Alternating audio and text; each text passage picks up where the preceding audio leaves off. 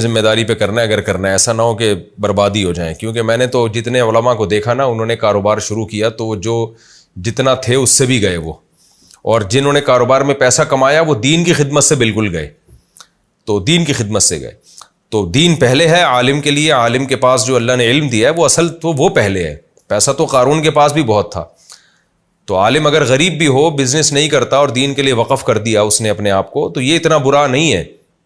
لیکن جس نے کاروبار کیا اور کاروبار ہی کا ہو کے رہ گیا، دین کا کام چھوڑ دیا، تو وہ یہ بہت بری حرکت ہے. کیونکہ آپ نے 8 سال مدرسے میں لگائے، آپ نے اپنی جوانی کا بہترین حصہ مدرسے میں لگایا، وقف کا پیسہ آپ کے اوپر خرچ ہوا، مدرسے کا پیسہ آپ کے اوپر خرچ ہوا.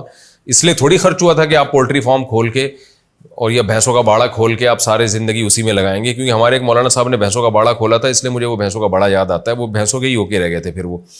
تو یہ کام تو بہت ٹائم مانگتے ہیں نا. تو عالم خلاصہ کیا نکلا؟ اس زمانے میں ہم نے بڑوں سے سنا ہے کہ علماء کو چاہیے کہ وہ ساتھ میں کوئی کاروبار بھی کریں تاکہ مستغنی رہیں، محتاج نہ رہیں. لیکن اس سے وہ علماء مراد ہیں اور وہ کاروبار مراد ہے، یعنی وہ علماء جن کو یقین ہو کہ ہم دین کا کام چھوڑیں گے نہیں، وہ علماء. اور کاروبار بھی وہ ہو کہ جس میں اتنی مشغولیت نہ ہو جائے کہ دین کا کام چھوڑنے پر آپ مجبور ہو جائیں. تو یہ نہ ہو. یہ 2 شرطیں اگر پائی جاتی ہیں تو بہترین ہے. اگر یہ نہیں پائی جاتی تو بھائی عالم کو چاہیے اپنے آپ کو دین کی خدمت کے لیے وقف کر دے اور پھر رزق کے معاملے میں اللہ پہ توکل کرے. پھر یہ درجہ زیادہ بہتر ہے.